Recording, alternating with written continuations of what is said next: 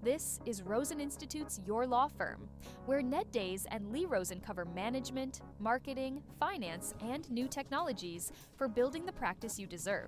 Rosen Institute members received this episode early, as well as exclusive segments on holding one-to-one meetings with your team members, and an answer to a member question about bringing morale back up. Get access to everything you're missing at roseninstitute.com/join. Here's Ned Days. It's time for your tech tip. We live in an age where at the snap of our fingers, we can summon AI-generated videos of celebrities and politicians doing embarrassing things that look so real, they are almost impossible to distinguish from genuine video.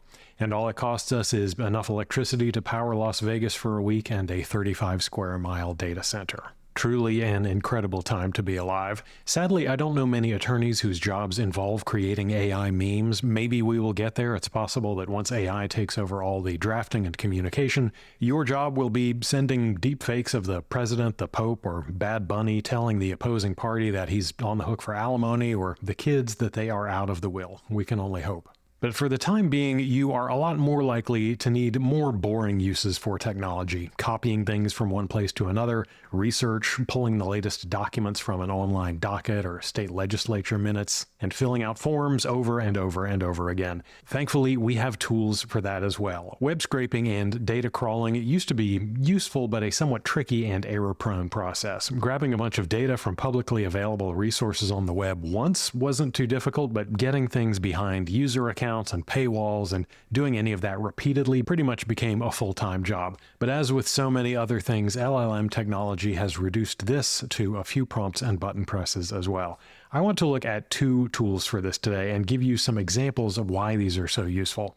The first one is FireCrawl, available at firecrawl.dev. I've actually spoken about this one before, but they have added a bunch of new functionality in the last few months that takes it from a developer-focused tool for getting LLM-ready data off of websites to essentially an automated research assistant. Their pitch is that they turn websites into LLM-ready data. The basics are still here, and you can access it all programmatically via the API or just do it via their web dashboard. You can scrape, which lets you output the contents of a single URL or web page, search, which performs a web search for your query and then gets you the full contents of the resulting pages, map outputs all of a web page's URLs, and crawl, which attempts to follow all of the links on the domain that you provide and spit out a plain text version of all the pages.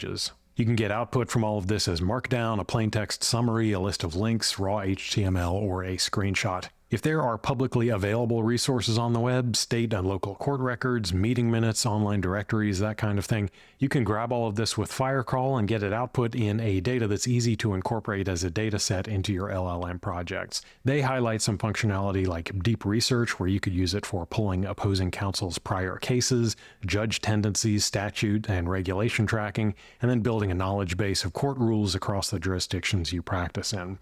You can feed all of that into a Claude or ChatGPT project, so when you ask, how does Judge X typically rule on motions to compel, the answer is based on the data and not just random limited web searches.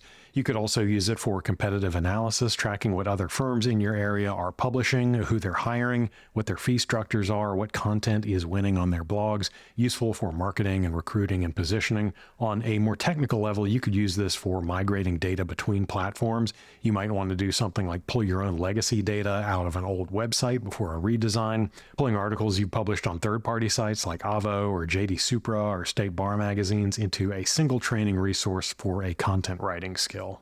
All useful, but you have to know where you are looking and what exactly you are looking for. Two new FireCrawl features that I think are most interesting make it much more autonomous. Their interact mode solves the problem that you run into where websites require interactions like form fills and button presses to access certain data. Court dockets, bar association directories, paywalled research sites where you have an account and you just need the tool to enter the username and password. Interact lets you scrape the page and then tell it in plain English what you want to do next. Search for this case number, click the first result, give me the docket entries. You can use this for things like pulling docket data from Pacer style or state court systems where the data is behind a search form, grabbing attorney bios from a state bar directory that requires you to filter by practice area, and extracting data from administrative agency sites that hide rulings behind form submissions. Things where it's easy enough for a human to access it manually, but tricky enough that automated tools used to struggle. Now, beyond that is their new agent mode, where you don't even need to know what URLs to point at that. You describe what data you want to extract, and agent mode handles the rest. Something like find every District Court of Appeals decision in Florida in the past 12 months that cites section 768.81 and summarize the holdings.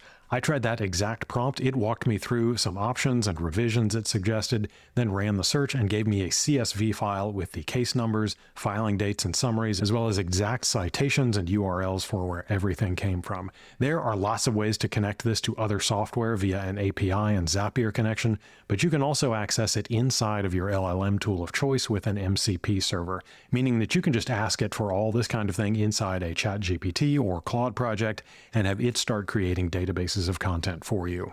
The second tool is Retriever.ai. Buckle up for the spelling on this one, RTRVR.ai. It provides functionality for AI-assisted web scraping, much like Firecrawl. You can describe what you want and send it off to look for data to grab or grab it from resources that you directly specify. They also provide a Chrome extension that allows it to have much more control over logged-in websites for form-filling applications. Once you've logged into websites or portals where you need it to act, you can ask it to do things like submit this tax form with the data from my spreadsheet, complete the vendor registration form with our company details. You can send in data for it to use on these forms via PDF, a connected spreadsheet, or a Zapier workflow, meaning that even for sites and services that used to require an actual human copying in data, you can now automate it and have it repeat the same form fills and data scraping based on your instructions and input data.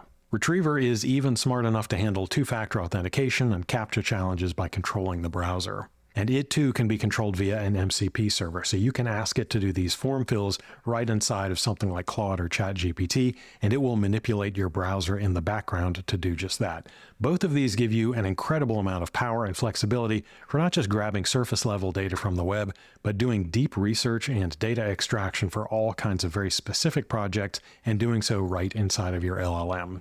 They both have very generous free tiers and paid plans starting at $10 to $16 a month if you need more search bandwidth. I'm Ned Days, and that's your tech tip. And now for your moment of concise advice. Let's consider two attorneys, Ernie the entrepreneur and Laura the lawyer. I think we can all agree I have a bright future writing children's books. Both are good at what they do, both are going to make some money, and each one will have what most people would call a successful business, but they are running substantially different operations. Ernie is building something with a desire to scale it. Maybe he sells it eventually, maybe he doesn't, but he is building an asset that exists independently of him. He is deciding to hire leadership, and he's handing off case management and bookkeeping and HR the absolute minute he can. He is the kind of guy who makes a point of not talking to the website designer or the IT company, because in his mind, that is exactly what he hired a marketing agency or an operations manager or somebody else to do. The firm is selling legal services, but if you squint, the way it's structured, it could be selling just about anything. Fad, supplements, coat hangers, whatever widget you have in mind. His idea of the product is actually the business, not the good or the service that it happens to be providing. Laura, on the other hand, is building a business for herself. She wants a firm that supports her family, that lets her do the kind of work that she enjoys, and that serves the clients that she likes. She has no problem handing off the parts that she doesn't want to do, but she also doesn't mind having her hands on the various pieces of the decision-making apparatus that come along with a small business. She wants to talk to the website designer because the website is about her and her firm, and she has opinions on how it should look and what it should say. Her product is legal services. The business is a lot more of a wrapper around the work that she actually wants to do. The law firm is a lot more of a vehicle for the lifestyle that she wants now, not some fingers crossed future where after decades of hustling, she can maybe sell it and take a break. Neither of these is wrong. We all want something different out of our businesses, and we all have different preferences and tolerances for what we want them to provide for us and our families and our teams. These are just two examples, but there is a huge spectrum of possibilities. So there isn't a wrong answer here, but there is a danger in defaulting into one of these without consciously choosing it, or out of indecision or just not having a direction, switching between them every time the wind changes. The two paths we just looked at require different operational decisions, not just a different idea in your head about what actually matters. Ernie is going to be making hires for redundancy and replaceability because the business has to function without him. Laura is in a very different boat. She is hiring people for things like fit and trust because she is going to be working alongside these people for a long time, hopefully. The way Ernie looks at marketing, he is hoping to attract a high volume of sufficient clients that any competent associate can handle. Laura obviously wants to attract a much smaller pool of very excellent top-tier clients that she actually wants to work with because she likes doing the work itself. Now, if you try to build a team like Laura's, but you are running a marketing system like Ernie's or vice versa, you are working at cross purposes. Even though both might be good ideas independently, it probably won't end in disaster, but the different pieces of the businesses are at odds. Where it can become a serious issue is when you spend 3 years building a firm like Laura's, where you're optimizing for the work and you're keeping a tight team and you're taking home good money and having a great work-life balance that actually keeps you sane. But then you go to something like a conference or a workshop and you hear somebody talk about their $8 million operation.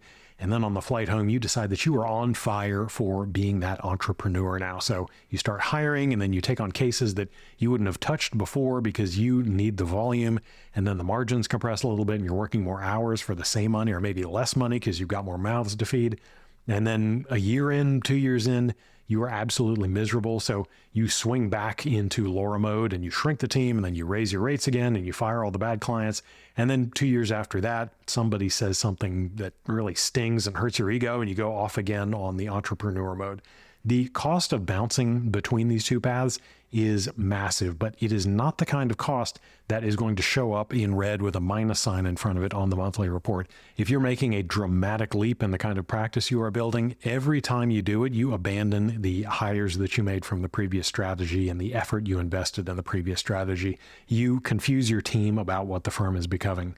Now, maybe the pivot isn't that extreme. We all have to make changes in some way to the business as it operates over its lifetime. I am not telling you to lock everything down forever and never adjust. But you do need to be aware of the practice that you have, the practice that you want, and the practice that you are actively working on building. Because if there are massive differences in those, or you are changing your mind frequently on what the priorities will be or need to be, you have to be keenly aware of the costs involved. If you never actually sat down and asked yourself this question, what exactly do I want this practice to be and provide for me? And most owners haven't. They have just been letting momentum and whatever last year's revenue was make that decision for them. Start with these two questions. First, in 5 years, do you want to be doing more of the legal work or less of it? And second, when you imagine the version of this firm that would make you genuinely satisfied, is it bigger than it is right now, smaller than it is today, or about the same size with maybe some of the rough edges sanded off? Those aren't going to be the end-all be-all questions, and they aren't going to tell you everything you need to know or even most of what you need to know, but they will tell you the direction that you're feeling pulled in naturally, and that is a reasonable starting place if this is the first time that you've ever considered it. So before you make your next big move, whether that is a hire or an office space lease or a marketing channel you're going to add, think about whether you are building a business to scale and possibly hand off to other people, or if you are building a business for you to run. Neither is wrong, and those certainly aren't the only two options, but knowing what you want to build when you are making important decisions is going to make those decisions a lot simpler, if not easier. And at the end of the day, picking whatever the quote-unquote right path is often less important than not wasting time and effort recalibrating and never ending up at any particular destination. That's your moment of concise advice. Wrapping up from Jacksonville, thank you for joining us today. Never forget that what you are doing is important work. Small, consistent steps focusing on marketing, management, and technology are how we build better firms. And you are 1 week closer to the practice you deserve. Until next time, I'm Ned Days. Thanks for listening to Your Law Firm. Subscribe to the Friday File at roseninstitute.com and join thousands of other lawyers who are working on instead of in their businesses. You'll find safe, successful, actionable approaches for transforming your practice.